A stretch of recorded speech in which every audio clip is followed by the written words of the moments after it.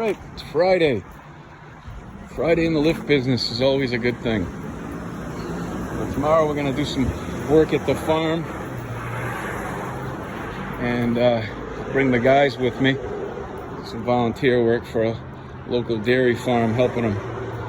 And today I'm looking at them after we had a pretty good week and we drove a lot of miles, and they're like, it took me a couple minutes to convince Dario to get in the program for tomorrow.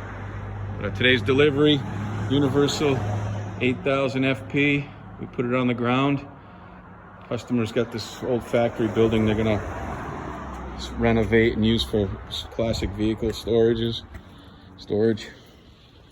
And I got a lot of toys in here, a lot of projects going on, it looks like.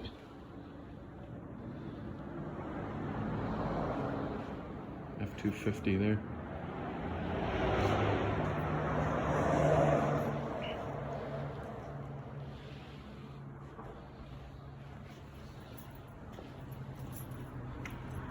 Friday afternoon, way up north.